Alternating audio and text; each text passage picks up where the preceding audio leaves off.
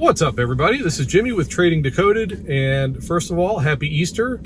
And second of all, I am making this video to address a question that has been brought up several times to me, but it was also a request from one of our Discord members regarding averaging down.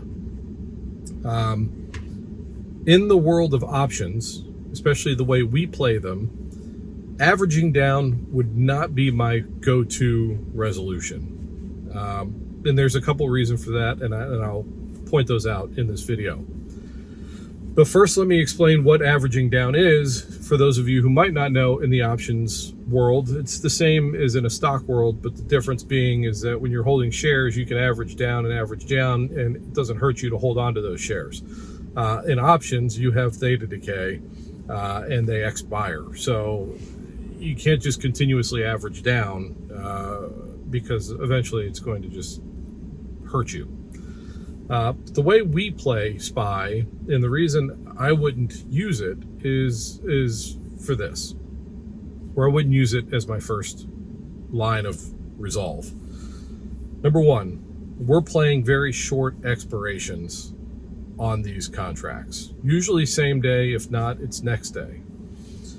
So theta is strong, and we don't have a lot of time for these moves to move in our direction if we were wrong in the first place. But let me rewind here.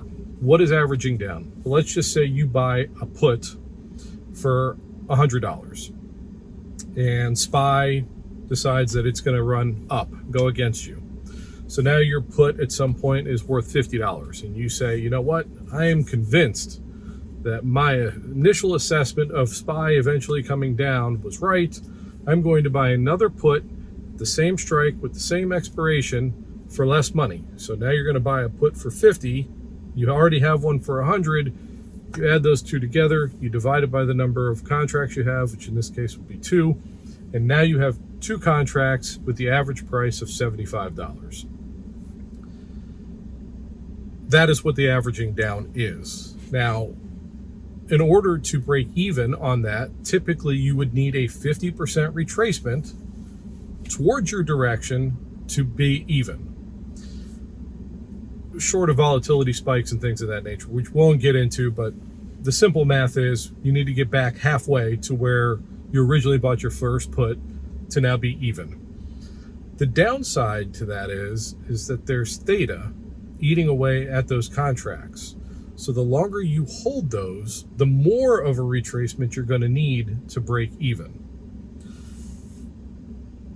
The downside to averaging down is you're increasing your exposure to risk. Because if you were wrong the first time, my first line of defense would be adhering to your initial stop loss, okay, which would have gotten you out of a bad trade to begin with.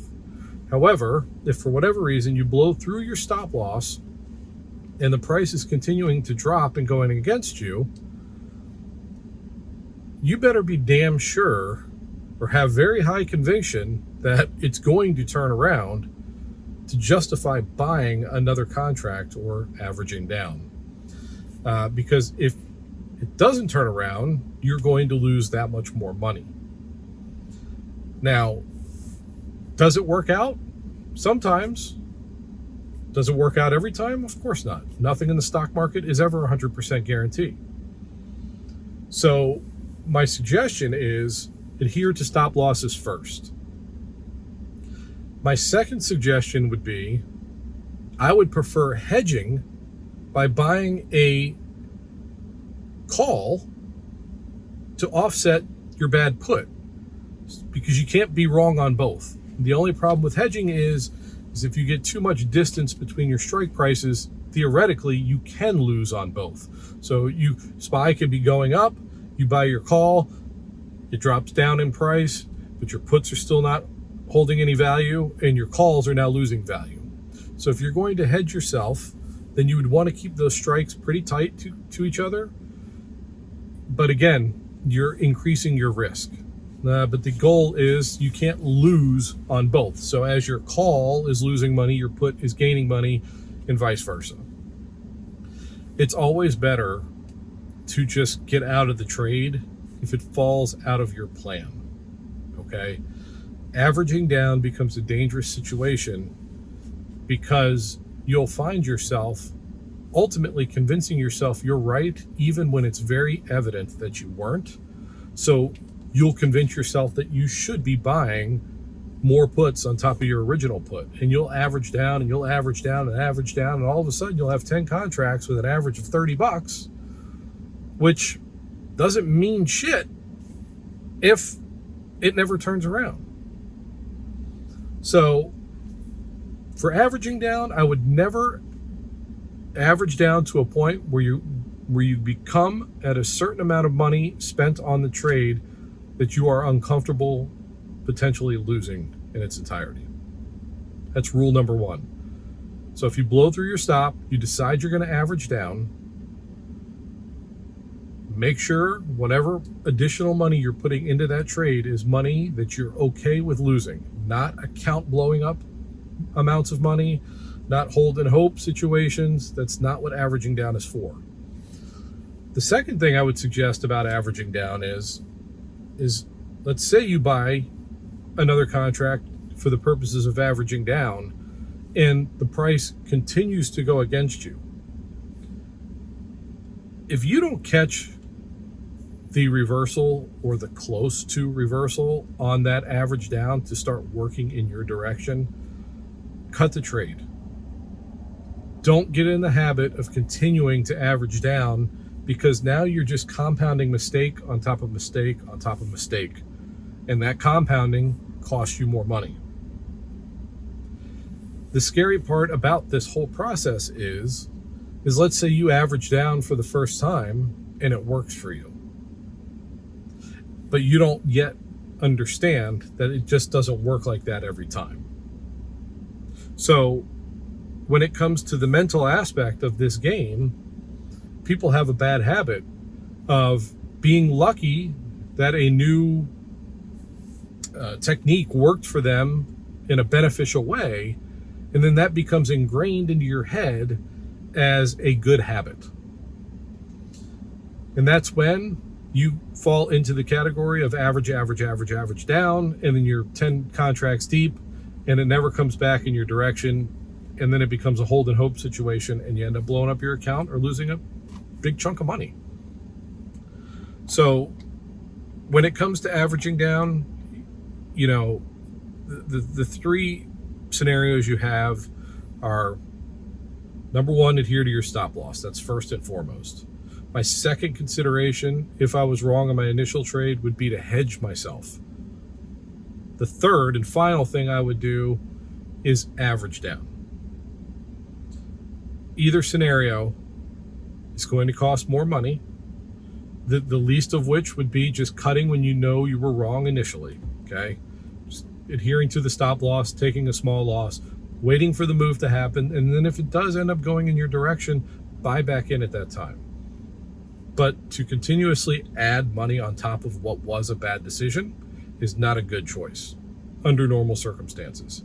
And for people with smaller accounts and people who are relatively new to trading SPY options like we do here, I would not use averaging down as a solution to fixing a mistake, personally. And I probably wouldn't use hedging too, because you end up having to manage two trades at the same time. You could overwhelm yourself. You could cause yourself to go into some sort of panic. You might end up cutting the wrong side of that trade. You know, if you think that calls are losing money and then all of a sudden your puts are printing, but you cut the calls and then the puts turn around on you and you end up losing money on both sides. I wouldn't do that. I would focus on making good entries based on solid technicals. And if it doesn't work out, then you cut that trade. For those of you who have larger accounts and a little bit more experience, averaging down can work. It does work sometimes, but you're just adding money on top of something that is not guaranteed, which is the price action. So use them with caution if you're going to use them. And just remember the things that I said in the list. Stop losses are number one. The hedge would be the second scenario I would use to try and correct or temporarily correct a mistake. And the third would be averaging down. Again, it's worked for me. It's also not worked for me. But I know how to manage them, and I know when to cut them when I'm wrong. But these are the things that I would put to you guys, no matter what your level of experience is. So I hope this video was helpful. If anybody has any questions regarding this particular topic, please put them in the comments down below. Go ahead and like, subscribe to the channel if you would. Click the notification bell so that you can get notified when I make new videos. Lastly, I have a link to our Discord community down below. If you'd like to join us, see what we got going on in there, we'd love to have you. And there's also a link to our Patreon page. It's a $10 a month service. You do have access to things that non-patrons don't have access to. And most of the people that are in there, in fact, all of the people that are in there would tell you that it's well worth the $10. So we'd love to have you there too to support the community. Otherwise, you guys have a great rest of your day. Happy Easter, and I will see you in the next one. See ya!